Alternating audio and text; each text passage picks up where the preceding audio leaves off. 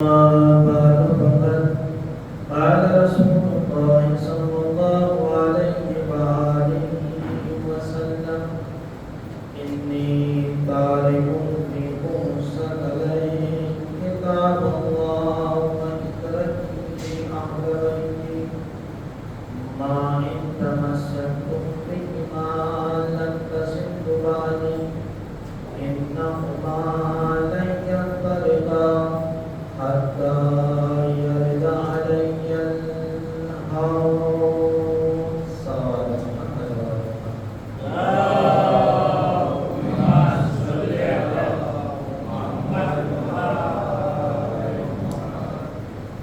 عزیزان محترم، بزرگان عزیز، عزاداران سید الشہداء، دعائے فاطمہ الزہرا سلام اللہ علیہا،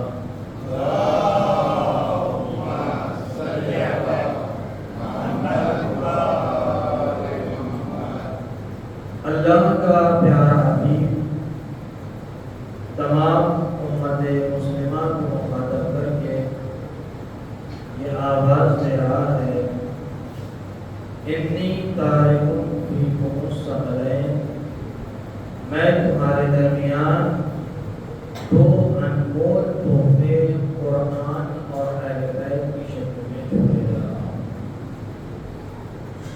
ما ان تمسکتم بہما، اگر تم ان دونوں سے متمسک رہو گے، لن تزلوا بعدی، تو میرے بعد ہرگز گمراہ نہیں ہوگے۔ انہما لن یفترقا، اور یہ دونوں ایسے ہیں جن میں کسی بھی طرح کی جدائی نہیں پائی جائے گی، حتیٰ یرد علی الحوض، یہاں تک کہ یہ دونوں حوض کوثر پر مجھ سے ملاقات کرتے ہوئے نظر آئیں گے۔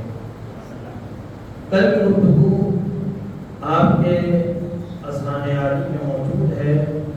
کل کی گفتگو کو آج کی گفتگو سے متصل کرتے ہوئے اپنی منزلوں کا سفر آسانی سے طے کرنے کی کوشش کروں گا۔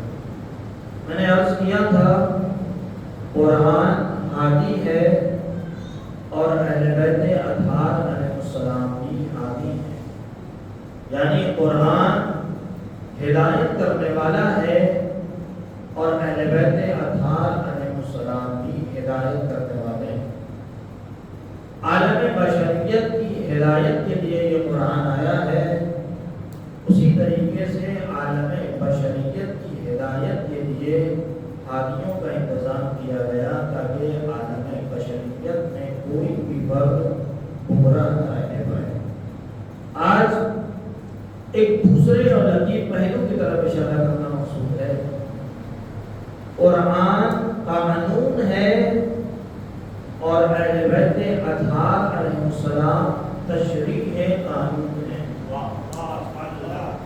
قرآن ایک قانون کی کتاب ہے اور اہل بیت اطہار علیہ السلام اس قانون کے نافذ کرانے والے ہیں۔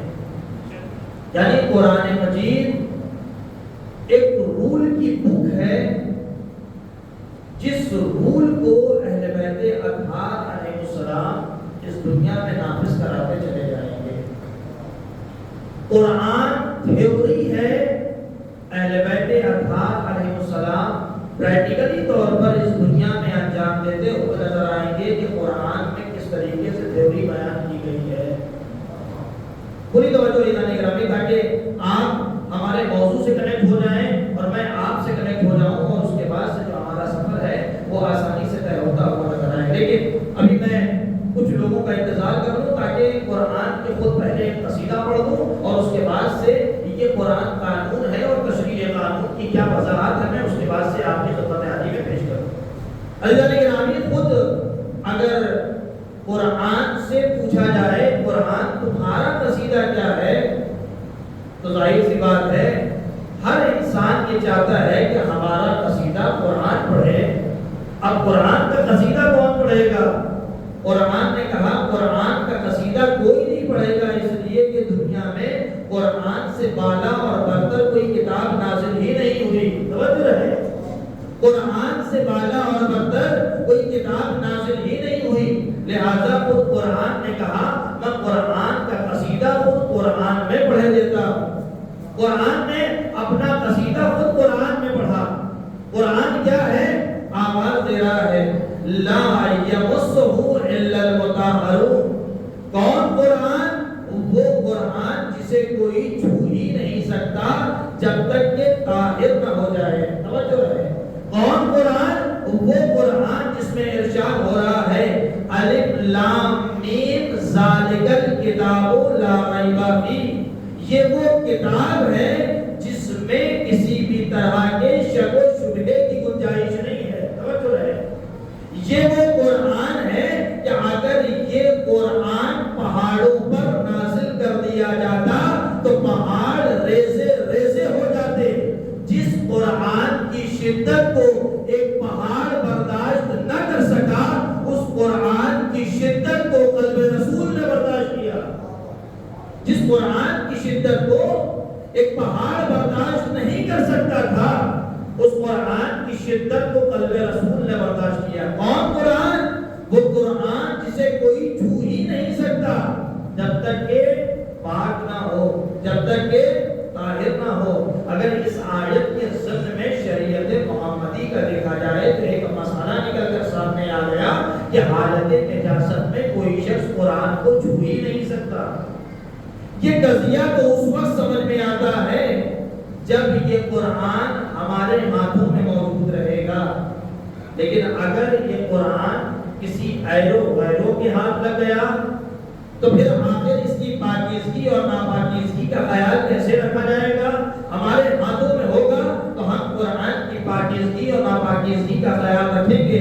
حالت نجاست میں ہم قرآن کو نہیں چھوئیں گے جب تک انسان پاک و صاف نہیں ہوگا، جب تک انسان طاہر و مطہر نہیں ہوگا قرآن کو نہیں چھوئے گا۔ لیکن یہ ہمارے یہاں کا خیال ہے، ہم قرآن کی تعظیم کر رہے ہیں، ہم قرآن کی تقریم کر رہے ہیں، لیکن جب یہ قرآن کسی ایرو غیروں کے ہاتھ لگ گیا پھر یہ پاکیزگی اور ناپاکیزگی کا خیال نہ رہے گا۔ عجب نہیں کہ لغت نے بڑھ کر سہارا دیا اور کہا دیکھو تو صحیح یمسو کے معنی قرآن مجید میں ہے کیا؟ یمسو کے معنی جہاں قرآن مجید نے ذکر کیا کہ یمسا یمسو کے معنی چھونے کے ہیں، وہیں لغت اور ڈکشنری میں مسا یمسو کے معنی تصرف کرنے کے بھی ہیں۔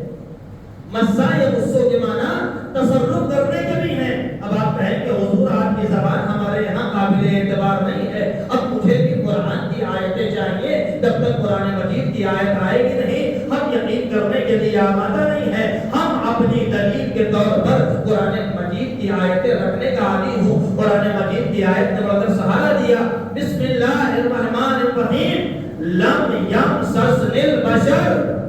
پورا واقعہ آپ کے ذہن عالیہ میں موجود ہے، جناب یوسف کا واقعہ، اور جناب یوسف کے واقعے سے گزرتا ہوا جب یہ واقعہ عصمت و طہارت کی منزل کو طے کرتا ہوا ایک معصومہ کی خدمت میں پہنچا۔ معصومہ کا نام جناب مریم، اور جب لوگوں نے اعتراض کرنا شروع کیا تھا تو مریم نے ایک جملہ کہا تھا لم یمسسنی البشر، مسا یمسو یمسسنی کا لفظ استعمال کیا۔ کیا کہہ رہی ہے جناب مریم؟ جناب مریم قوم یہود سے مخاطب ہو کر یہی جملہ کہہ رہی ہیں لم یمسسنی البشر، مجھ پر کسی بشر نے تصرف نہیں کیا۔ جو رہے یعنی اس کا مطلب یہ ہوا کہ مسا یمسو کے معنی جہاں چھونے کے ہیں وہیں تصرف کرنے کے ہیں۔ قضیہ حل ہو گیا۔ جب تک قرآن ہمارے ہاتھوں میں رہے گا ہم قرآن کو چھو بھی سکتے ہیں، تصرف بھی کر سکتے ہیں، لیکن جب یہ قرآن کسی غیروں کے ہاتھ لگ گیا تو وہ قرآن چھو تو سکتے ہیں، تصرف نہیں کر سکتے۔ ایک صلوات محمد اللہ علیہ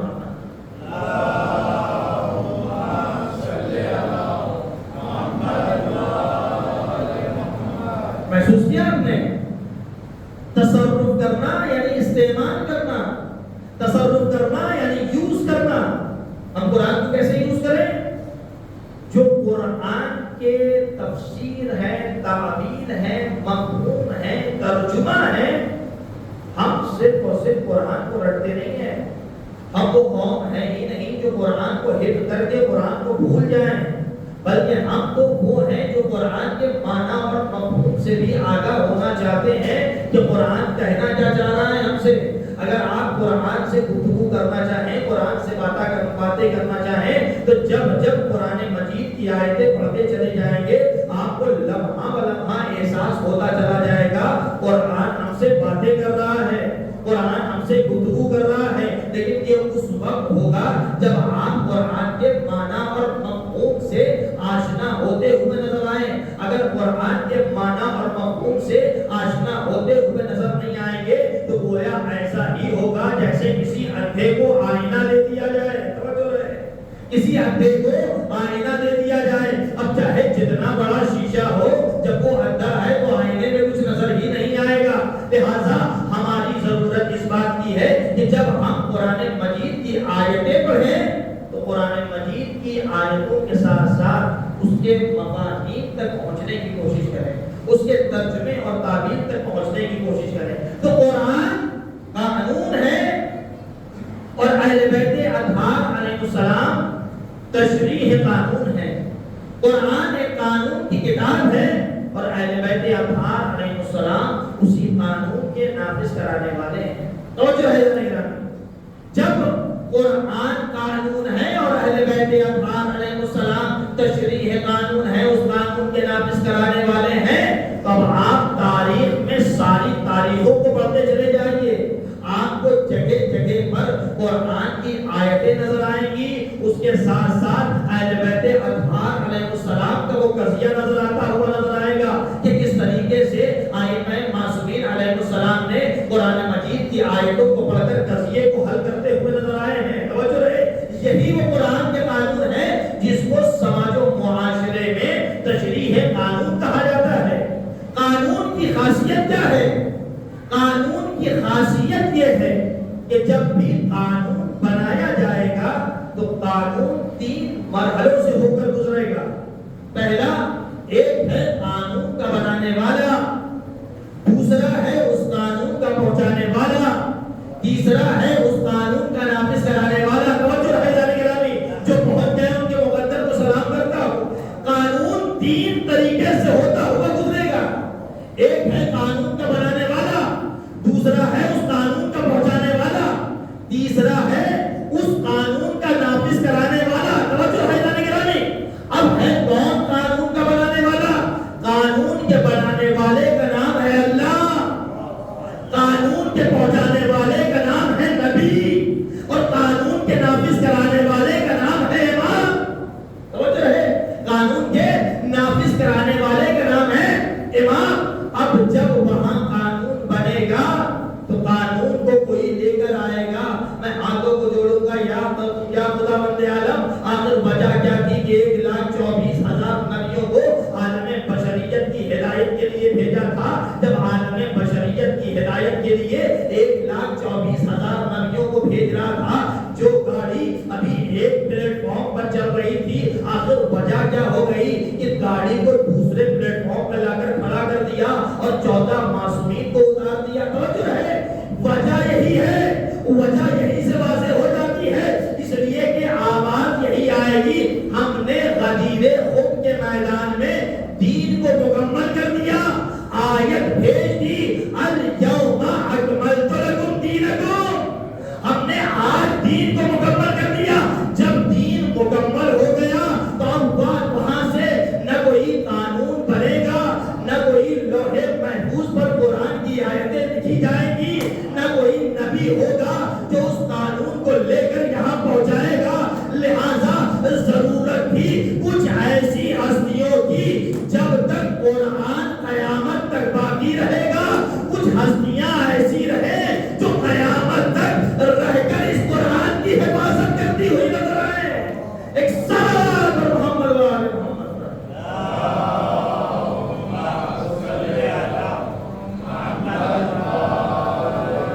وجہ واضح ہے، وجہ روشن ہے، چاہتا تو 1,24,000 نبیوں میں انہی 12 کو، انہی 14 کو ایڈ کر دیتا، لیکن الگ سے انتظام کیا گیا تاکہ دنیا والوں کو بتایا جا سکے عہدہ الگ الگ ہے، نبوت کا عہدہ الگ ہے، رسالت کا عہدہ الگ ہے۔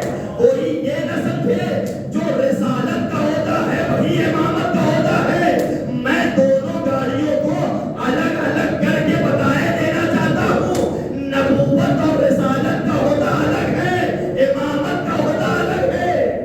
امامت کی ذمہ داری الگ ہے اور نبوت کی ذمہ داری الگ ہے، رسالت کی ذمہ داری الگ ہے، امامت کی ذمہ داری الگ ہے۔ لہذا ہم نے انتظام کیا اور یہ سمجھا دیا، یہ بتا دیا کہ ہم نے یہ ذمہ داری دی ہے کہ قرآن قیامت تک باقی رہے گا۔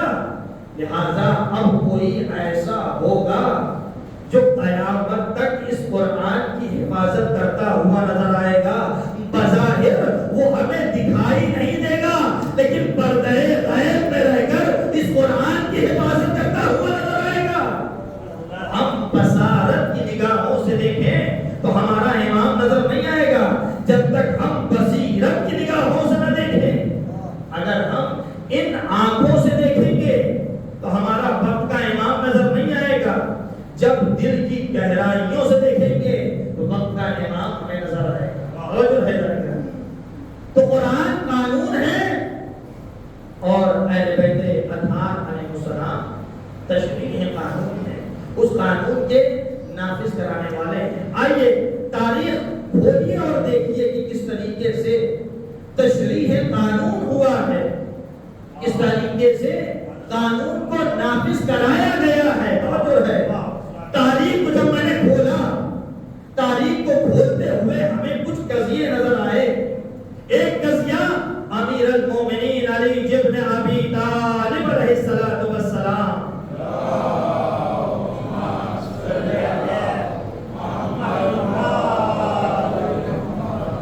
ایک بادشاہ ہے، بادشاہ کی خدمت میں دو عورتیں لڑتے ہوئے آئیں، دو عورتیں لڑتے ہوئے آئیں۔ جیسے ہی دو عورتیں لڑتے ہوئے آئیں، پوچھا گیا قضیہ کیا ہے، آپ کیوں لڑ رہی ہیں؟ کہا ہمارے پاس دو فرزند ہیں، لیکن حضور یہ طے نہیں ہو پا رہا ہے کہ لڑکا کس کا ہے، لڑکی کس کی ہے۔ ہر عورت اپنے بچے کی دعویدار ہے لیکن یہ محسوس نہیں ہو پا رہا ہے، معلوم نہیں ہو پا رہا ہے کہ لڑکا کس کا ہے اور لڑکی کس کی ہے۔ یہ قضیہ بادشاہ نے وقت تک پہنچا۔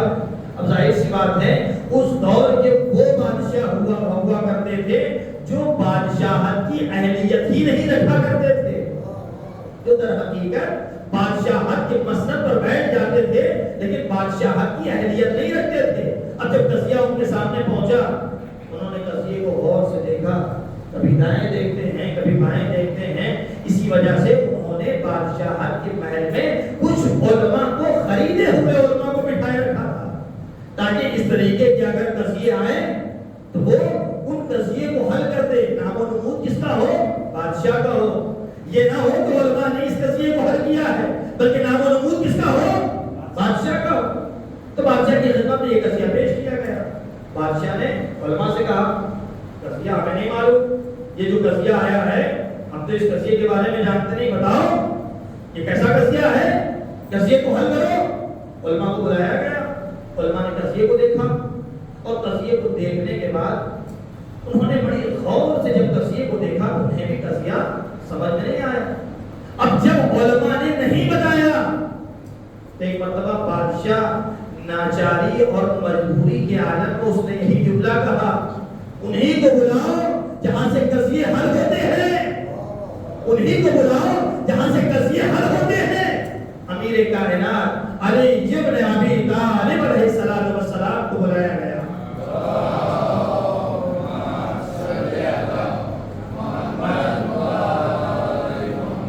اور سارا قضیہ امیر کائنات کی بارگاہ میں پیش کیا گیا۔ امیر کائنات نے قضیے کو سنا اور قضیے کو سننے کے بعد ان سے کہا دو شیشیاں لائی جائیں اور دو ڈوریاں لائی جائیں، ایک ہری کلر کی ایک لال کلر کی۔ توجہ ہے میرے گرامی۔ اس کے بعد سے امیر کائنات نے کہا ایک ترازو لایا جائے، ان دو عورتوں کو مستورات کی جگہ پر بھیج دیا جائے، پردہ آویزہ کیا گیا، مستورات کی جگہ پر دونوں عورتوں کو بٹھا دیا گیا۔ اب کہا گیا کہ ان دو شیشیوں میں دونوں ڈوریاں باندھ دی جائیں، ایک شیشی میں ہری کلر کی ڈوری باندھ دی گئی، ایک شیشی میں لال کلر کی ڈوری باندھ دی گئی، اور کہا گیا ان دونوں شیشیوں کو دونوں عورتوں کے پاس بھیج دیا جائے اور کہا جائے کہ ان شیشیوں میں بچے کی غذا کو ڈال دو۔ توجہ ہے، بچے کی غذا کو ڈال دو۔ قانون ذہن میں رہنا چاہیے کہ قرآن ہے قانون اور اہل بیت اطہار علیہ السلام ہے تشریع قانون۔ اب یہ قضیہ اگر آپ کو سمجھ میں آ جائے گا تو یہ دونوں لفظ کی وضاحت ہو جائے گی۔ اب جیسے ہی امیر کائنات نے کہا دونوں شیشیاں ان دونوں عورتوں کے پاس بھیج دی جائیں اور ان سے کہا جائے کہ بچے کی غذا ان شیشی میں ڈال دی جائے، دونوں عورتوں نے بچے کی غذا کو ان دونوں شیشیوں میں ڈال دیا۔ جب دونوں شیشیوں میں ڈال دیا گیا، ایک مرتبہ امیر کائنات کی بارگاہ میں وہ دونوں شیشیاں آئیں، ترازو آ چکا تھا، ترازو کے دو پلے ہوتے ہیں، ایک پلے پر ایک شیشی کو رکھا، دوسرے پلے پر دوسری شیشی کو رکھا، ترازو کو اٹھایا، ایک کا پلہ بھاری تھا ایک کا پلہ بھاری نہیں تھا۔ عجب نہیں کہ جس کا پلہ بھاری تھا امیر کائنات نے کہا لڑکا اس کا ہوا، جس کا پلہ کم تھا امیر کائنات نے کہا لڑکی اس کی ہوئی۔ دونوں قضیے کو حل کر کر عورتوں کو بھیج دیا گیا۔ لیکن اب ظاہر سی بات ہے علماء بیٹھے ہوئے تھے دربار میں، اور یہ کوئی عام علماء نہیں تھے بلکہ یہ ایسے علماء تھے جنہیں یہ معلوم تھا کہ کون سی آیت کہاں نازل ہوئی، کون سی آیت مکے میں نازل ہوئی، کون سی آیت مدینے میں نازل ہوئی، کون سی آیت حضر میں نازل ہوئی، کون سی آیت سفر میں نازل ہوئی، کون سی آیت بیت میں نازل ہوئی، کون سی آیت گھر کے باہر نازل ہوئی۔ انہیں ایک ایک چیز کے بارے میں خبر ہے کہ کون سی آیت کہاں پر نازل ہوئی۔ یہ عام علماء نہیں تھے بلکہ حافظان کل قرآن تھے۔ انہوں نے لمحے بھر میں قرآن کا سروے کرنا شروع کر دیا، قرآن کا سروے کرنا شروع کر دیا۔ اب پورے قرآن میں ڈھونڈ رہے ہیں، انہیں پورے قرآن میں نہ کوئی شیشیاں مل رہی ہیں، نہ کوئی ڈوریاں مل رہی ہیں، نہ کوئی ترازو مل رہے ہیں۔ وہ سارے کے سارے علماء پریشان ہوتے ہوئے نظر آ رہے ہیں۔ امیر کائنات آپ نے قضیے کو کیسے حل کر دیا؟ امیر کائنات نے کہا میں نے قضیہ قرآن سے حل کیا ہے۔ قرآن ہے قانون، اہل بیت اطہار علیہ السلام تشریع قانون، اس قانون کے نافذ کرانے والے۔ اب جیسے ہی امیر کائنات نے کہا کہ ہم نے قضیے کو قرآن سے حل کیا ہے، فوراً علماء نے کہا میں نے لمحے بھر میں قرآن کا سروے کر لیا، ہمیں اس قرآن میں نہ کوئی دو شیشیاں مل رہی ہیں، نہ کوئی ڈوریاں مل رہی ہیں، نہ کوئی ترازو مل رہے ہیں۔ آخر آپ نے قرآن سے قضیے کو کیسے حل کر دیا؟ امیر کائنات نے برجستہ مخاطب ہو کر یہی جملہ کہا کیا تم نے قرآن میں میراث کی آیتیں نہیں پڑھی؟ میراث میں کہا گیا ہے جب بھی لڑکے کا حصہ لگایا جائے گا تو اس کا حصہ دوہرا ہوگا، لڑکی کو ایک گہرا حصہ دیا جائے گا۔ جب ہم نے میزان عدالت پر بچوں کی غذاؤں کو رکھا تو ہم نے دیکھا ایک کا پلہ بھاری تھا، دوسرے کا پلہ بھاری نہیں تھا۔ جس کا پلہ بھاری تھا لڑکا اس کا ہوا، جس کا پلہ کم تھا لڑکی اس کی ہوئی۔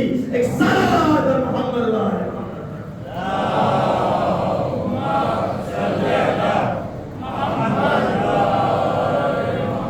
محسوس کیا آپ نے؟ قرآن قانون ہے اور اہل بیت اطہار علیہ السلام اس قانون کو نافذ کرانے والے ہیں۔ قرآن میں آیتیں موجود ہیں لیکن ان آیتوں کے ذریعے ہمیں سمجھایا جائے گا کہ ہماری روش زندگی کیا ہے۔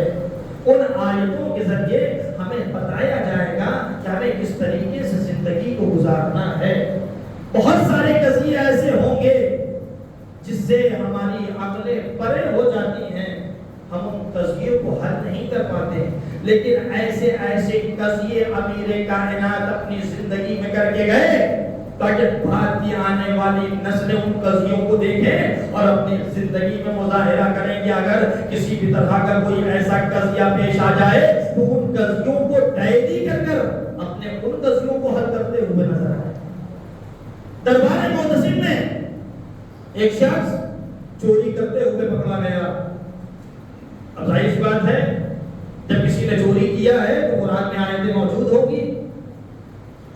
دربار معتصم میں ایک شخص نے چوری کیا، فوراً علماء کے سامنے اس قضیے کو پیش کیا گیا، دربار میں پیش کیا گیا، قضیے کو سنایا گیا۔ علماء نے پڑھ کر فوراً سہارا دیا اور کہا ہاں چوری کرنے کے سلسلے میں قرآن مجید میں آیتیں موجود ہیں۔ آیتیں کیا ہیں؟ کہا آیتیں یہ ہیں بسم اللہ الرحمن الرحیم السارق والسارقۃ فاقطعوا ایدیہما، چوری کرنے والا مرد ہو یا عورت اس کے دونوں ہاتھ کاٹ دیے جائیں گے۔ قضیہ یہیں پر حل نہیں ہوا، دربار سجا ہوا ہے، قرآن کھلا ہوا ہے، قرآن میں یہ آیتیں کھول دی گئی ہیں، دربار معتصم میں چور حاضر ہے، لیکن قضیہ حل نہیں ہو پا رہا ہے۔ جیسے ہی قضیے کو سنا فوراً ہمارے اور آپ کے 9 امام کو بلایا گیا۔ جب 9 امام دربار میں پہنچے تو قضیے کو حل کرتے ہوئے نظر آ رہے۔ بات ذہن میں رہے، قرآن قانون ہے اور اہل بیت اطہار علیہ السلام تشریح ہے، قانون ہے، اس قانون کے نافذ کرانے والے ہیں، اس قانون کو ہم تک پہنچانے والے ہیں کہ کس طریقے سے اس قانون کو دنیا میں عملی جامہ پہنایا جائے۔ دربار معتصم ہے، امام حاضر ہوئے دربار میں، کہا قضیہ کیا ہے؟ کہا قضیہ یہ ہے کہ دربار معتصم میں ایک چور پکڑا گیا ہے، اس چوری کے سلسلے میں قرآن مجید میں آیتیں موجود ہیں۔ قرآن مجید میں آیت یہ کہہ رہی ہے کہ چوری کرنے والا چاہے مرد ہو یا عورت اس کے دونوں ہاتھ کاٹ دیے جائے۔ عورتوں کی خدمت میں بھی یہ سوال پیش کیا گیا، علماء کی خدمت میں بھی یہ سوال پیش کیا گیا، لیکن نہ عورتیں بتانے کے لیے آمادہ ہیں نہ علماء بتانے کے لیے آمادہ ہیں۔ آپ قضیے کو حل کر دیجئے۔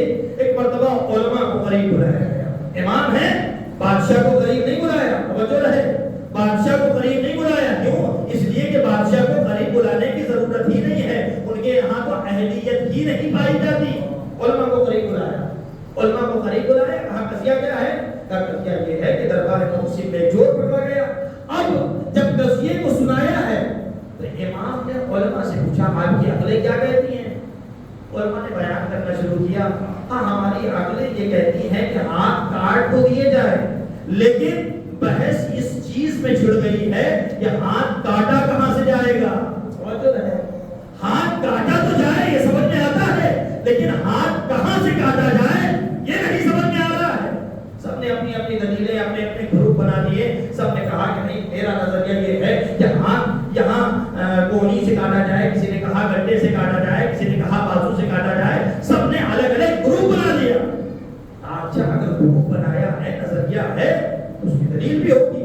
کہاں پہ کیا نظریہ ہے؟ کہا میرا نظریہ یہ ہے کہ ہاتھ گڈے سے کاٹ دیا جائے۔ کا دلیل کیا ہے؟ کا دلیل یہ ہے کہ جب بھی والدین محترم یا والدین ہم سے کہتے ہیں کہ جاؤ کھانا لگ گیا ہے اپنا ہاتھ دھل کر آؤ، تو ہم پورا ہاتھ نہیں دھلتے ہیں بلکہ گڈے تک اپنا ہاتھ دھل لیتے ہیں اور اس کے بعد سے کھانا نوش فرمانے لگتے ہیں۔ لہذا ہماری عقلیں یہ کہتی ہیں کہ ہاتھ گڈے سے کاٹا جائے گا۔ ایک مرتبہ دوسرے علماء کا گروپ، کہا آپ کا کیا نظریہ ہے؟ میرا نظریہ یہ ہے کہ ہاتھ کونی سے کاٹا جائے۔ کا دلیل یہ ہے کہ جب بھی ہم وضو کرتے ہیں تو وضو میں یہ حکم دیا گیا ہے کہ اپنا ہاتھ دھلو۔ ہم جب ہاتھ دھلتے ہیں تو یہاں گڈے سے نہیں دھلتے ہیں بلکہ کونی سے اپنا ہاتھ دھلتے ہوئے نظر آتے ہیں۔ لہذا میری عقلیں یہ کہتی ہیں کہ ہاتھ کونی سے کاٹا جائے گا۔ کہا آپ کا کیا نظریہ ہے؟ کہا میرا نظریہ یہ ہے کہ ہاتھ بازو سے کاٹا جائے۔ کا دلیل کیا ہے؟ کا دلیل یہ ہے کہ جب بھی ہم غسل کرتے ہیں تو فقہی اعتبار سے یہ کہا جاتا ہے کہ سر دھلو، اس کے بعد سے گردن دھلو، اس کے بعد سے دائنا ہاتھ دھلو۔ دائنے ہاتھ کا مطلب یہاں گڈھا نہیں ہوتا ہے، دائنے ہاتھ کا مطلب یہاں کونی نہیں ہوتی ہے، دائنے ہاتھ کا مطلب بازو ہوتا ہے۔ گویا ایک حصے کو دھلنے کے لیے کہا جا رہا ہے۔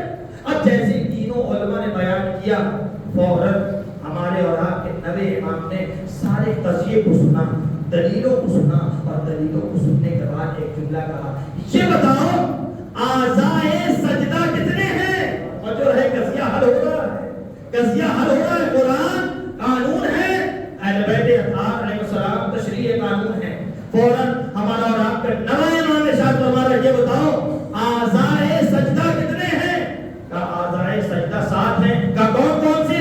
کہا دونوں پیر کے انگوٹھے اعضائے سجدہ میں سے ہیں، دونوں گھٹنے اعضائے سجدہ میں سے ہیں، پیشانی اعضائے سجدہ میں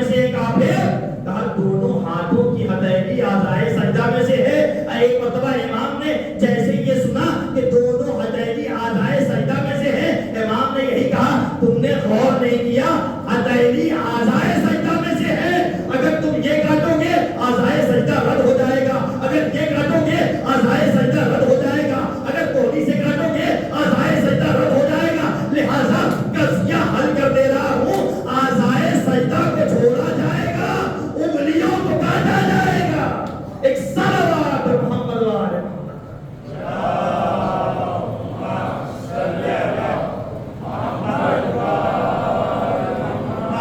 ایسا نہ ہو کہ اگر ہاتھ گٹے سے کاٹا جائے تو اعضائے سجدہ ختم ہو جائے، اعضائے سجدہ کا خیال رکھا جائے گا۔ اور عزیزان گرامی، یہ قرآن وہ قرآن ہے، اگر دیکھا جائے تو ظاہراً قرآن لفظوں کا مجموعہ ہے، اگر حقیقت کی دنیا میں اس قرآن کو دیکھا جائے تو یہ قرآن لفظوں کا مجموعہ نہیں ہے بلکہ اہل بیت اطہار کا قصیدہ ہے۔ یہی وجہ ہے کہ کہا گیا القرآن مع العلی والعلی مع القرآن، قرآن علی کے ساتھ ہے اور علی قرآن کے ساتھ ہے۔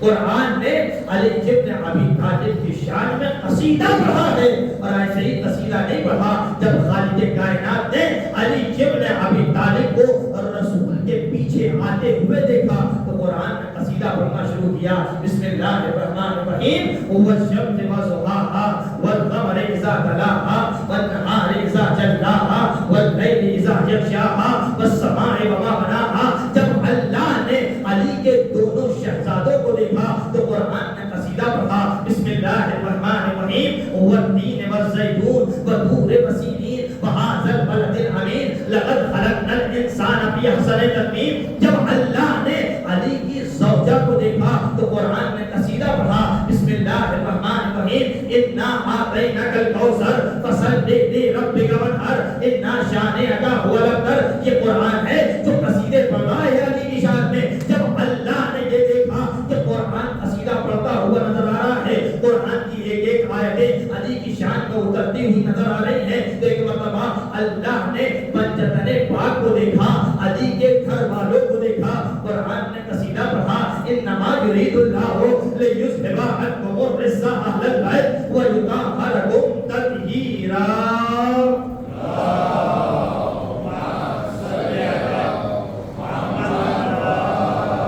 یہ قرآن ہے جو قصیدے پڑھ رہا ہے۔ جب اللہ نے دیکھا علی کو وہ قصیدہ پڑھا، جب اللہ نے علی کے دونوں شہزادوں کو دیکھا وہ قصیدہ پڑھا، جب اللہ نے علی کی زوجہ کو دیکھا تو قصیدہ پڑھا، جب اللہ نے علی کے رشتہ داروں اور گھر والوں کو دیکھا تو قصیدہ پڑھا۔ اب جب اللہ نے علی کے چاہنے والوں کو دیکھا تو رسول سے کہلوایا، اے رسول کہہ دیجئے یا علی انتا وشیتک هم الفائزون، اے علی آپ اور آپ کے شیعہ کامیاب ہوتے ہوئے نظر آ رہے ہیں۔ اے علی آپ بھی کامیاب اور آپ کے شیعہ بھی کامیاب۔ دنیا اس علی کی بلندی کا کیا مقابلہ کرے جس کے نام میں ہی بلندی پائی جاتی ہے۔ دنیا پست تھی، پست ہے، پست رہے گی۔ علی بلند تھا، بلند ہے، بلند رہے گا۔ ایک صلوات محمد والے۔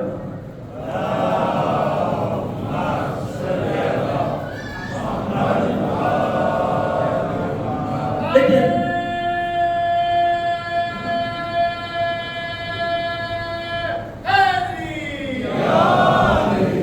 عالم انسانیت کو آگاہ کیا جا رہا ہے، قرآن قانون ہے اور اہل بیت اطہار علیہ السلام تشریح ہے۔ قرآن علی کے ساتھ ہے اور علی قرآن کے ساتھ ہے، لیکن دنیا والوں نے دیکھا کہ علی ابن ابی طالب کی فضیلتیں بہت زیادہ ہیں، تاریخوں میں رقم ہے، یہاں تک کہ قرآن قصیدہ پڑھ رہا ہے تو اب دنیا والوں کے پاس لاچاری اور مجبوری کے سوا کچھ بھی نہ تھا۔ اب انہوں نے کیا کرنا شروع کیا؟ علی کے چاہنے والوں کو قتل کرنا شروع کیا۔ اس طریقے سے تاریخ نے واقعہ لکھا، حجاج ابن یوسف ثقفی کا واقعہ بڑا ظالم و جابر بادشاہ. یہ وہ بادشاہ ہے جو بغیر کسی عدالتی فیصلے کے بغیر اس کے قید خانے میں قید تھے اور مر گئے تھے. تاریخ میں صرف ان کی تعداد 1,20,000 ہے. اور جب یہ مرا ہے تو جو لوگ بغیر کسی عدالتی فیصلے کے اس ظالم و جابر بادشاہ کے قید خانے میں قید تھے صرف ان کی تعداد 80,000 ہے. اسی لیے کسی نے کہا کہ اگر دنیا کی تمام قومیں اپنی خباثت کا مقابلہ کرنا چاہیں تو ہم تنہا حجاج ابن یوسف ثقفی کو پیش کر کے بازی جیت سکتے ہیں. اتنا ظالم و جابر بادشاہ. رویہ کیا تھا؟ طریقہ کیا تھا اس کا؟ یہ جہاں بھی محب علی کو دیکھتا تھا، علی ابن ابی طالب کے چاہنے والوں کو دیکھتا تھا، فوراً قتل کر دیا کرتا. ایک مرتبہ اس نے دربار کو سجایا، سارے کے سارے درباریوں کو بلایا. جب سارے کے سارے درباری آ گئے اس نے اعلان کیا، ہے کوئی علی کا چاہنے والا؟ اگر کسی بھی قریے یا کسی بھی بستی میں علی کا چاہنے والا ہے تو وہ میرے پاس لے آئے، ہم اسے ابھی اسی وقت قتل کر دیتے. جیسے کہ جملہ کہا، ایک مرتبہ اسی بادشاہ کی دربار میں ایک شخص کھڑا ہوا. اس نے کہا، اے بادشاہ، تم اپنے ظلم کے اوپر روک کرتے ہو، تم اپنے ظلم کے اوپر روک دکھاتے ہو. تمہیں نہیں معلوم کہ تمہارے ہی علاقے میں ایک ضعیفہ ہے جس کا نام حرہ بنت حلیمہ سعدیہ ہے. دیکھیے نام، دیکھیے حرہ جو خود ہی آزاد ہو. حرہ بنت حلیمہ سعدیہ کا کیا ہے؟ یہ وہ ضعیفہ ہے جو ہر وقت یا علی، ہر لمحہ یا علی یا علی کرتی رہتی ہے. وہی پہ علی ہے. جیسے یہ جملہ کہا، ایک مرتبہ فوراً کہا کہ اس ضعیفہ کو ہمارے حوالے کیا جائے. ضعیفہ کو بلایا گیا. کہ ضعیفہ، ہم نے یہ سنا ہے کہ تو علی سے بہت زیادہ محبت کرتی ہے، تو علی کو صحابیوں سے افضل مانتی ہے. عجب نہیں کہ ضعیفہ نے یہی جملہ کہا، اے بادشاہ، تم کو یہ خبر غلط معلوم ہوئی ہے. ہم نے علی کو فقط صحابیوں سے افضل نہیں مانا ہے، بلکہ ہم تو علی کو نبیوں سے افضل مانتے ہیں. میرا مولا وہ ہے جو آدم سے افضل، میرا مولا وہ ہے جو موسیٰ سے افضل، میرا مولا وہ ہے جو عیسیٰ سے افضل. ایک فہرست بیان کرتی ضعیفہ ہے. مطلب اس بادشاہ نے کہا، یہ بتاؤ اگر تمہارا یہ دعویٰ ہے تو دلیل بھی ہوگی. یہ بتاؤ تمہارا مولا آدم سے کیسے افضل ہے؟ ضعیفہ نے بیان کرنا شروع کیا، میرا مولا آدم سے اس طریقے سے افضل ہے کہ جب جناب آدم کو جنت سے نکالا گیا تو خالق کائنات نے کہا، فلاں درخت کے قریب نہ جانا. جناب آدم اس درخت کے قریب بھی گئے اور اس پھل کو بھی کھایا. تاریخ کھولیے اور دیکھیے اس درخت کا نام کیا تھا. وہ درخت گندم کا درخت تھا. گندم کا درخت تھا. خداوند عالم نے منع کیا، جناب آدم قریب بھی گئے اور کھایا بھی. لیکن میرے مولا کی فضیلت یہ ہے کہ پوری زندگی جو کی روٹی پر گزار دی، گندم کو ہاتھ تک نہ لگایا. فضیلت بیان کی. ایک مرتبہ کہا، اچھا یہ بتاؤ کہ تمہارا مولا موسیٰ سے کیسے افضل ہے؟ کہا، میرا مولا موسیٰ سے اس طریقے سے افضل ہے کہ موسیٰ کی قوم والوں نے موسیٰ سے کہا تھا، اے موسیٰ یہ بتاؤ کہ تمہارے خدا کو نیند آتی ہے یا نہیں، تمہارے خدا کو اونگ آتی ہے یا نہیں. موسیٰ نے کہا، میں کوہ طور پر جا کر اللہ سے باتیں کر لوں گا، اگر تم یہ پوچھتے ہو تو میں یہ بھی قضیہ حل کر لوں گا. عجب نہیں کہ موسیٰ کوہ طور پر پہنچے، آواز دی، اے معبود تو بہتر جانتا ہے کہ میری قوم والوں نے مجھ سے کیا سوال کیا ہے. عجب نہیں کہ خالق کائنات نے کہا، اے موسیٰ ان 2 شیشوں کی حفاظت کرو. موسیٰ پریشان، سوال کیا کیا ہے؟ مجھے 2 شیشوں کی حفاظت کرنے کے لیے کہا جا رہا ہے. موسیٰ ہے حکم خدا بندی کو اپناتے ہوئے دونوں شیشوں کی حفاظت کر رہے ہیں. رات کا پہلا پہر گزرا، رات کا دوسرا پہر گزرا، رات کا تیسرا پہر گزرا. موسیٰ ہے جو دونوں شیشوں کی حفاظت کر رہے ہیں. لیکن جیسے ہی رات کا پہلا پہر گزرا، موسیٰ جگ رہے ہیں. رات کا دوسرا پہر گزرا، موسیٰ جگ رہے ہیں. لیکن جیسے ہی رات کا تیسرا پہر آیا، موسیٰ کو اونگ آنے لگی. موسیٰ آہستہ آہستہ جھپکی لینے لگے. جھپکی کے نتیجے میں ہوا یہ کہ دونوں شیشے آپس میں ٹکرائے اور چور ہو گئے. جیسے ہی چور ہونا تھا، موسیٰ پریشان ہوئے. حکم خداوندی یہ تھا کہ دونوں شیشوں کی حفاظت کی جائے. جیسے ہی موسیٰ پریشان ہوئے، ایک مرتبہ حکم حکم خداوندی ہوا موسیٰ پریشان ہونے کی ضرورت نہیں ہے، ان دونوں شیشوں کو ٹوٹنا ہی تھا، یہی دونوں شیشے تمہاری قوم کا جواب ہے۔ عجب نہیں کہ موسیٰ نے کہا اے معبود مجھے قضیہ سمجھ میں نہیں آ رہا ہے، عجب نہیں کہ ندائے غیبی آئی اے موسیٰ جب تم رات بھر جگ کر ان دو شیشوں کی حفاظت نہیں کر سکتے تو ہم رات بھر سو کر پوری کائنات کی حفاظت کیسے کریں گے؟ مطلب حجاج بن یوسف نے حرہ بنت حلیمہ سعدیہ سے یہی جملہ کہا اے حرہ بنت حلیمہ سعدیہ، یہ تو موسیٰ اور اللہ کی بات تھی، اس میں موسیٰ کیسے افضل ہو گئے، علی کیسے افضل ہو گئے؟ عجب نہیں کہ حرہ بنت حلیمہ سعدیہ نے اس کی آنکھوں میں آگے ڈال کر یہی جملہ کہا اے حجاج بن یوسف سقفی سن، میں یہی تو بتائے دینا چاہتی ہوں کہ موسیٰ نبی ہو کر رات بھر جگ کر خدا کی مرضی نہ خرید سکے، میرا مولا وہ ہے جو شب ہجرت آرام کی نیند سو کر خدا کی مرضی خریدتا ہوا نظر آتا ہے۔ ایک صلوات محمد والے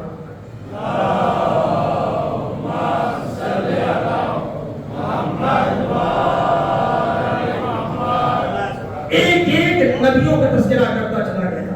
حجاج بن یوسف اور حرہ بنت حلیمہ سعدیہ نے جواب دینا شروع کیا۔ خلاصے کے طور پر اگر بیان کیا جائے تو حرہ بنت حلیمہ سعدیہ نے حجاج بن یوسف سقفی کو یہی جملہ کہا سن، اگر علی نہ ہوتے تو کیا ہوتا، اگر علی نہ ہوتے تو آدم کی توبہ کو قبول کرانے والا نہ ملتا، اگر علی نہ ہوتے تو ابراہیم کی آگ کو گلزار بنانے والا نہ ملتا، اگر علی نہ ہوتے تو نوح کی توبہ کو معاف کرانے والا نہ ملتا، اگر علی نہ ہوتے تو اسماعیل کو زب سے بچانے والا نہ ملتا، اگر علی نہ ہوتے تو خندق کا کلے ایمان نہ ملتا، اگر علی نہ ہوتے تو خیبر میں مرحب کو بچانے والا نہ ملتا، اگر علی نہ ہوتے تو زہرا کو شوہر نہ ملتا، اگر علی نہ ہوتے تو حسنین کو بابا نہ ملتا، اگر علی نہ ہوتے تو شیعوں کو امام نہ ملتا، اگر علی نہ ہوتے تو محمد کو وسیع نہ ملتا ہے۔ قصیدہ بیان کیا، ایک قصیدہ بیان کرتے ہوئے شروع کیا اور ایک جملہ کہا اے حجاج بن یوسف سقفی میں حرہ بنت حلیمہ سعدیہ ہوں، علی کی ایک ادنا سی کنیز ہوں۔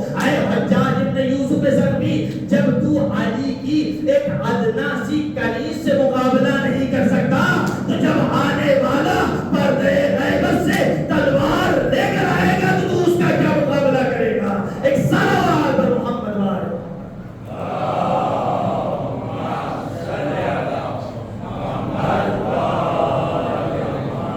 حرہ بنت حلیمہ سعدیہ جس نے پیغام دیا کہ اگر فکروں میں حریت پائی جائے، فکروں میں آزادی پائی جائے، یقیناً کربلا کے میدان میں کوئی ایسا ہوگا جس کا نام بھی حر ہوگا، جو فکروں میں حریت رکھتا ہوا نظر آئے گا، جس شعور میں بلندی رکھتا ہوا نظر آئے گا۔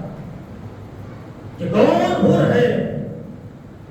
یہ وہ حر ہے جس کی پیشانی پر رومال فاطمہ کو سجایا گیا ہے۔ یہ کون حر ہے؟ یہ وہ حر ہے جس کے لیے امام نے کہا انتا حر فی الدنیا والآخرہ، اے حر تم دنیا میں بھی آزاد ہو، آخرت میں بھی آزاد ہو۔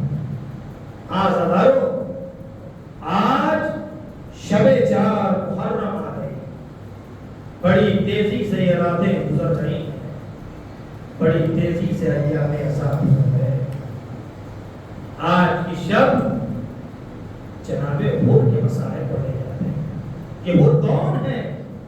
یہ حر وہ حر ہے جس نے مولا حسین کی لجامِ فرس پہ ہاتھ ڈالا۔ ابھی تک حر یزیدی لشکر کا کمانڈر ہے، جیسے ہی دیکھا کہ لشکر آ رہا ہے، حسین نے حر کے لشکر کو روکا۔ جب حر کے لشکر کو روکا ہے، کیا دیکھا؟ حر کے لشکر کی کیفیت ہی الگ ہے۔ حر کے لشکر کا ایک ایک سپاہی ہے جس کی زبانیں منہ سے باہر آئی ہوئی ہیں پیاس کی شدت کی وجہ سے۔ حسین مظلوم سے یہ دیکھا نہ گیا، 1000 لوگوں پر مشتمل حر کا یہ لشکر حسین مظلوم مظلوم نے دیکھا ایک مرتبہ ساقیے کوثر کے بیٹے نے آواز دی سارے لشکر کو سیراب کیا جائے، سارے لشکر کو سیراب کیا جائے۔ ایک ایک سپاہی ہے جس کو پانی پلایا جانے لگا، ایک ایک سپاہی ہے جس کے سر پہ پانی ڈالا جانے لگا۔ یہ کون ہے؟ یہ حسین مظلوم ہیں جو اپنے ساتھ پانی رکھے ہوئے ہیں، ساقیے کوثر کے بیٹے ہیں، لیکن جیسے ہی ہود کے لشکر کو دیکھا حسین سے یہ گوارا نہ ہوا کہ پانی کو جمع کر دیا جائے۔ اللہ اکبر۔ حسین نے ہود کے لشکر کو سیراب کیا، آواز آئی آقا ابھی پانی بچا ہوا ہے۔ ایک مرتبہ حسین مظلوم نے کہا جب سارے کے سارے سپاہیوں کو پانی پلا چکے ہیں ایک مرتبہ جانوروں کو سیراب کیا جائے۔ ہود کے لشکر کے جتنے بھی جانور تھے سب کو سیراب کیا گیا۔ ایک مرتبہ پھر آواز آئی آقا ابھی پانی بچا ہوا ہے۔ عجب نہیں کہ حسین مظلوم نے کہا جانور کی زین کے اوپر پانی ڈال دیا جائے، گھوڑوں کی تپش کی وجہ سے، سورج کی تپش کی وجہ سے گھوڑے کی زین بہت زیادہ گرم ہو گئی ہوگی، لہٰذا اس زین کے اوپر پانی ڈالا جائے۔ ساقیے کوثر کے بیٹے حسین ہیں جو ایک ایک لشکر کو سیراب کر رہے ہیں۔ آواز آئی ابھی بھی پانی بچا ہوا ہے۔ ایک مرتبہ حسین مظلوم نے کہا جانوروں کے پیروں کے اوپر پانی ڈالا جائے تاکہ جانور بقیہ راستے کو آسانی سے سفر طے کر سکے۔ میں کہوں گا مولا آپ اس لشکر کو اتنا سیراب کر رہے ہیں، میں کہوں گا مولا آج ہود کا یہ لشکر ہے جس کو آپ سیراب کرتے ہوئے نظر آ رہے ہیں، کل 11ویں محرم ہوگی، آپ کے بیٹے ہوں گے، زبان پر یہی آوازیں بلند ہوگی العطش العطش، ہائے پیاس ہائے پیاس۔ ذاکر اللہ خدا آپ کو کوئی غم نہ دے سوائے غم سید الشہداء کے عزاداروں، تو جملے مسائل کی اور آپ کی زحمت تمام کروں گا، منزل اور آگے بڑھی۔ ایک مرتبہ یہ لشکر روانہ ہونا چاہتا ہے، حسین مظلوم نے کہا ابھی اس وقت نماز کا وقت ہو گیا ہے، بہتر یہ ہے کہ ہم اپنی نمازوں کو مکمل کر لیں، بہتر یہ ہے کہ ہم اپنی نمازوں کو پڑھ لیں۔ ایک مرتبہ حسین مظلوم نے نماز پڑھنا شروع کیا، آواز دیا ہے ہود تم بھی اپنے لشکر کے ساتھ نماز پڑھ لو۔ عجب نہیں کہ ہود نے کہا ابن زہرا موجود ہو، حسین مظلوم موجود ہو، یہ کیسے ممکن ہے کہ ہود اپنی جانب سے نماز پڑھائے گا؟ اے آقا یہ ہود آپ کے پیچھے نماز پڑھے گا؟ اور نے حسین کے پیچھے نماز پڑھی۔ جیسے ہی نماز ختم ہوئی لشکر آہستہ آہستہ آمادہ ہونے لگا، لشکر جانے لگا، لیکن جیسے ہی حسین گھوڑے کی زین پر بیٹھے اپنے لشکر کو آمادہ کرنا چاہتے ہیں، گھوڑے کو ایڑ لگانا چاہتے ہیں، جیسے ہی گھوڑا آمادہ ہونے لگا ایڑ لگانا تھا کہ ایک مرتبہ گھوڑا آگے بڑھا، حسین کے راستے کو روک لیا، لجامے فرس پہ ہاتھ ڈالا۔ میں کہوں گا اور کیا ہو گیا ہے؟ تم نے تو ابھی ابن زہرا کو دیکھا ہے نا، تم نے تو ابھی ابن زہرا کے پیچھے نماز پڑھی ہے۔ عجب نہیں کہ حسین مظلوم نے کہا یہ وہ ہے جو دنیا میں بھی آزاد ہے، آخرت میں بھی آزاد ہے، اس کی فکریں آزاد ہے، ابھی یہ گمراہ نہیں ہوا ہے، ابن زہرا کے پیچھے نماز پڑھی ہے، ہو سکتا ہے یہ ہو راہ راست پر آ جائے۔ حسین مظلوم نے ایک جملہ کہا اے ہور تمہاری ماں تمہارے ماتم میں بیٹھے۔ جیسے ہی ہور کی خدمت میں ماں کا نام آنا تھا، عرب کا دستور تھا کہ جب بھی لشکر والوں کے سامنے کوئی بھی کسی ماں کا نام لے لیتا تھا تو پلٹ کر اس کی ماں کو بولا جاتا تھا، لیکن جیسے ہی ابن زہرا نے ہور کی خدمت میں یہی جملہ کہا تمہاری ماں تمہارے ماتم میں بیٹھے، اور نے یہی جملہ کہا اے آقا حسین اگر عرب کا کوئی بھی انسان ہوتا تو میں پلٹ کر جواب دے سکتا تھا، لیکن آپ ابن زہرا کے بیٹے ہیں، آپ کی ماں کا نام فاطمہ الزہرا ہے، اور سے یہ گوارا نہ ہوگا کہ فاطمہ الزہرا کی شان میں گستاخی کرے۔ ایک مرتبہ خود کو یہی باتیں ستاتی رہی، دو محرم آ گئی، خود کو باتیں ستا رہی ہے، شب عاشور آ گئی، خود کو باتیں ستا رہی ہے، خود پریشان ہے، کبھی حجرے میں جاتا ہے، کبھی حجرے سے باہر آتا ہے، کبھی خیمے میں ٹہلتا ہے۔ ایک مرتبہ پسر سعد کو قریب بلایا اور آواز دی بتاؤ تو صحیح ہے پسر سعد آج تو حاضر رسول کیا واقعہ کل حسین سے جنگ ہوگی؟ ایک مرتبہ پسر سعد نے یہی جملہ کہا، ارے ایسی جنگیں ہوں گی کہ سر کٹتے ہوئے دکھائی دیں گے، ایسی جنگیں ہوں گی کہ ہاتھ کٹتے ہوئے دکھائی دیں گے۔ ایک مرتبہ ہور نے جیسے ہی اس کیفیت کو محسوس کیا، ارے حسین نے ہور کی کیفیت کو محسوس کرتے ہوئے کیا دیکھا؟ ہور ہے جس کے پورے جسم میں ایک لرزہ طاری ہو گیا ہے، ہور ہے جو لرزتا ہوا نظر آ رہا ہے۔ ایک مرتبہ کسی نے کہا، اے ہور اگر کوئی ہم سے پوچھتا کوفے کا بہادر کون ہے تو اے ہور میں تمہارا نام لیتا۔ اے ہور آخر کیا وجہ ہے کہ تم آج لرزتے ہوئے نظر آ رہے ہو؟ عجب نہیں کہ ہور نے یہی جملہ کہا، میں اپنے آپ کو آج جنت و جہنم کے بیچ میں دیکھ رہا۔ آج ہور نے یہی جملہ کہا، آج یہ ہور ہے جو اپنے آپ کو جنت و جہنم کے بیچ میں دیکھ رہا ہے۔ ایک مرتبہ ہور سے یہی جملہ پوچھا گیا، آخر وجہ کیا ہے؟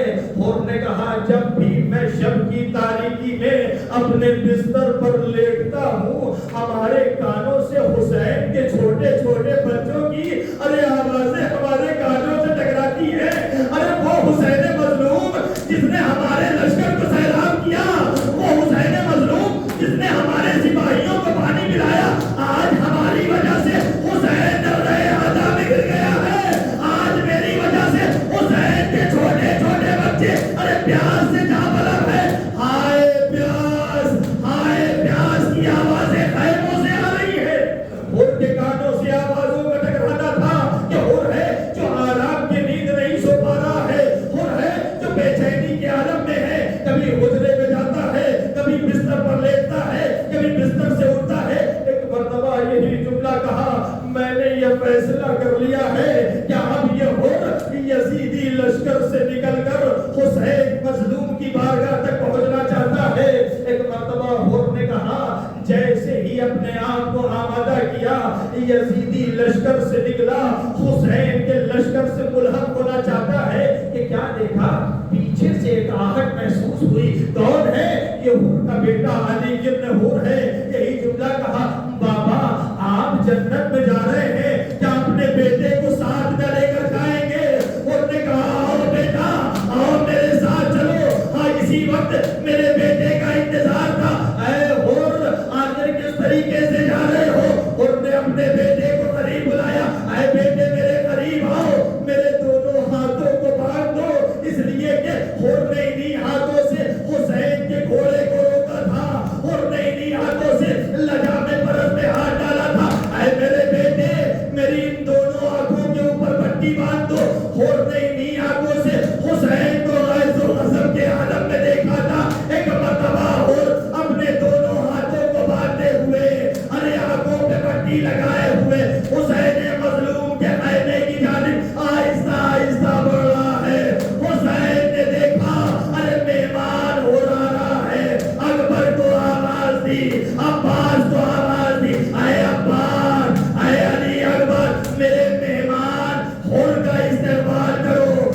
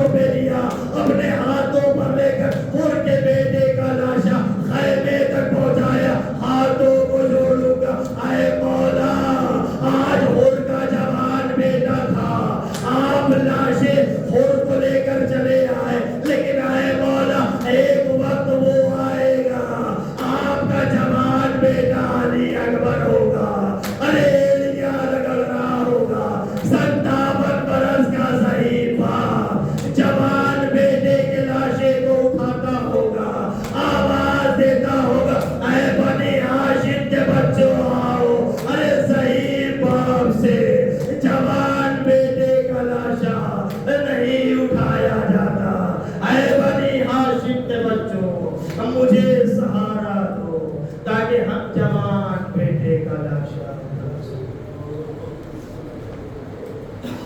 वसियालमुल्लज़ीना सलमू अय्यहुम करबिय्यम इन्ना लिल्लाहि व इन्ना इलैहि राजिऊन। पाँच वाले मोहम्मद वाले हमारी इस मुख्तसर सी इबादत को कबूल फरमा।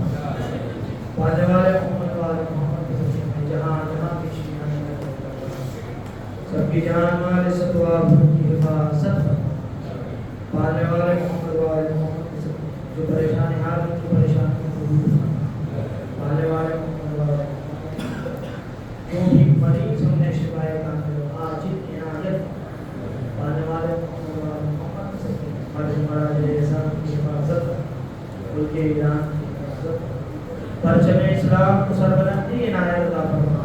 कुफ्र निफाक उसे दूर हम सब की नेक ख्वाहिश नेक नसीब मुंतज़िम खून हुसैन साकिब आखिरी इमाम बिल्कुल मदा अजीब पर हम सब को किया रब्बना तक़ब्बल मिन्ना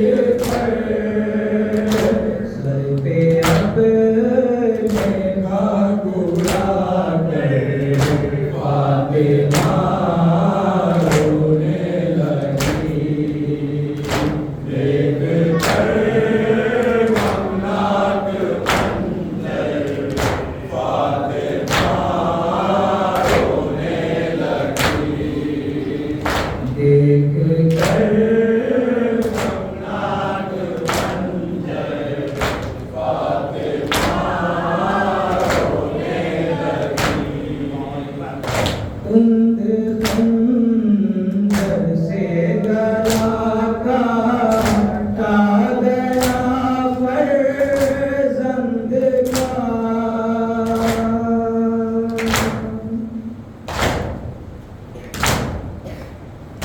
کند خنجر سے گلا کاٹا گیا فرزند کا کابوتے ساتھی کوثر فاطمہ رونے لگی دیکھ کر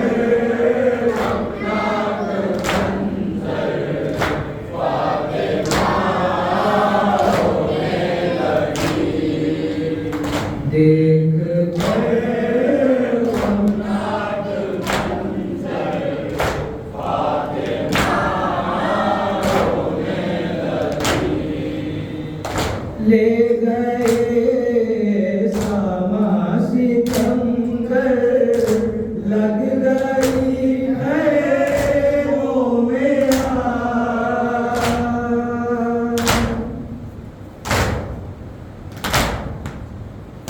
لے گئے ساما ستمگر لگ گئی خیموں میں آگ ناشئے غازی لا کر فاطمہ رونے لگی دیکھ کر غمناک منظر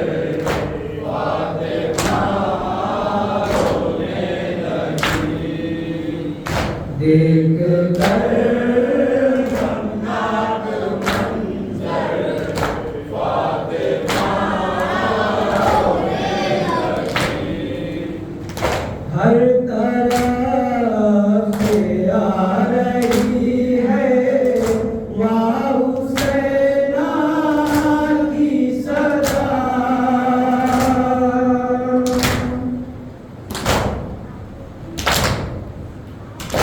ہر طرف سے آ رہی ہے یا حسینہ کی صدا ہے مصیبت میں پیغمبر فاطمہ رونے لگی دیکھ کر غمناک منظر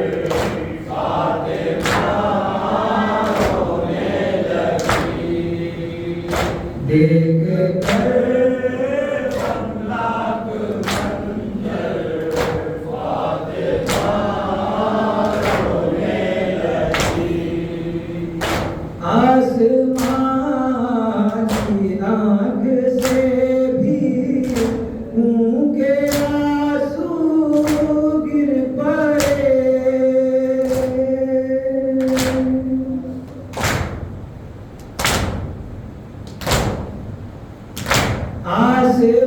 آسمان کی آنکھ سے بھی خون کے آنسو گر پڑے دشت میں جب ہاتھ اٹھا کر فاطمہ رونے لگی دیکھ کر غمناک منظر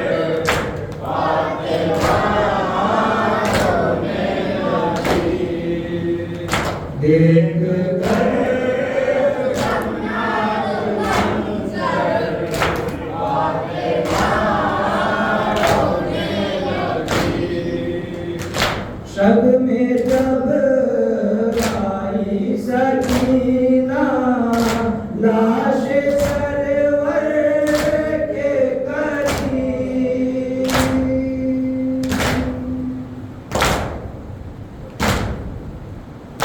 شب میں جب آئی سکینہ لاش سرور کے قریب اپنی پوشی کو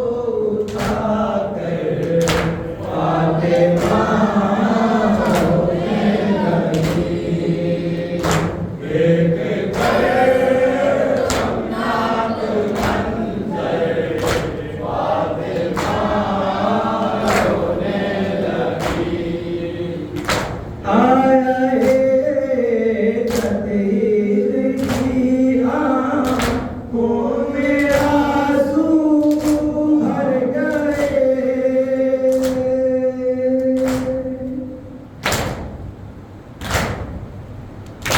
आया तकदीर की आंखों में आंसू भर गए। टूट गई ज़ैनब की चादर, फातिमा रोने लगी। देख कर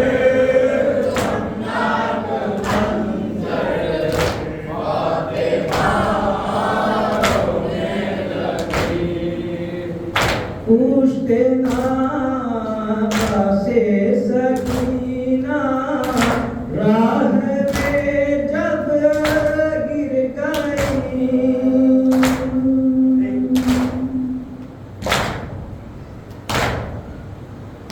पूछते नाता से सकीना, राह में जब गिर गई। अपने सीने से लगा कर फातिमा रोने लगी। देख कर खौफनाक मंजर, फातिमा रोने लगी। आ गया जब से मुहर्रम का महीना, ऐ करीम।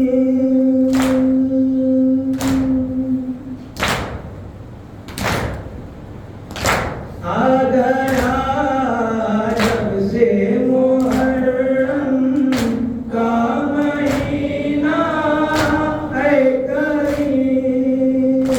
हर आज़ाद खाने में जाकर फातिमा रोने लगी। देख कर खौफनाक मंजर, फातिमा रोने लगी। चल गया बेटे पर खंजर, फातिमा रोने लगी।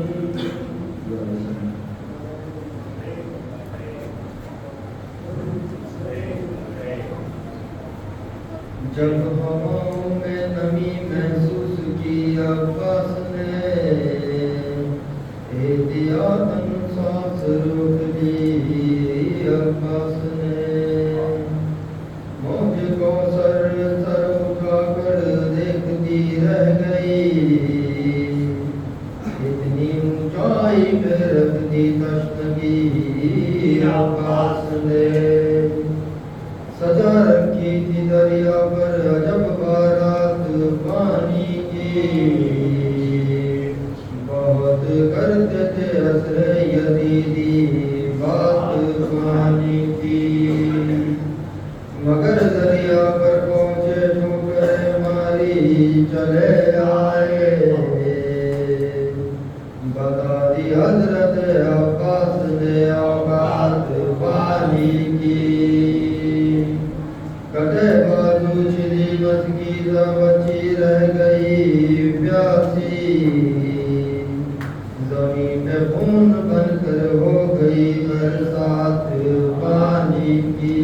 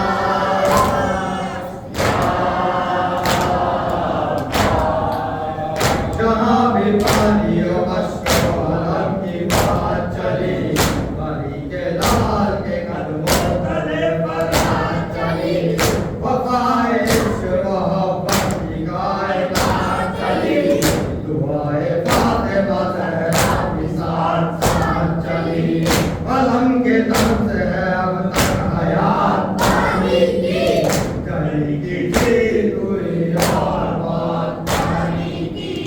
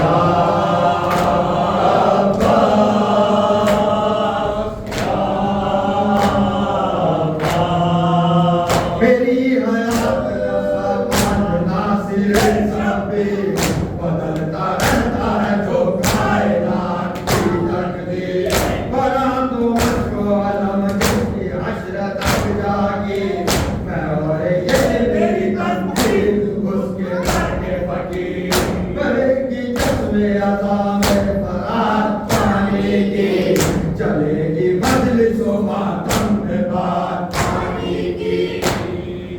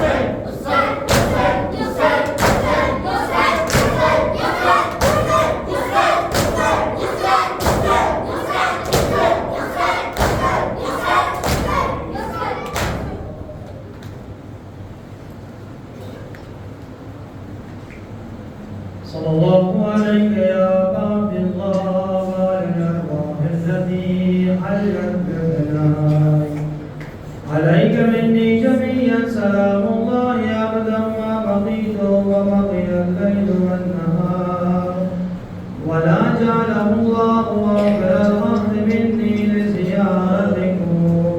سب مل کے کہیں السلام علی الحسین وعلی علی ابن الحسین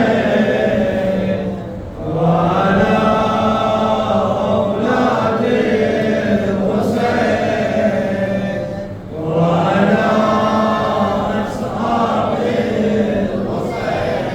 السلام عليكم جميعا شهداء كربلاء وشهداء كربلاء ورحمة الله وبركاته. السلام عليك مولاي غريب الغرباء. السلام عليك يا معين الزهاد والفقراء. السلام عليك يا شمس الشهود. السلام عليك يا أنيس النفوس. السلام عليك يا أبا الحسن علي بن موسى الرضا الراسم القدر والقدر والاسم لك الفداء ورحمة الله وبركاته.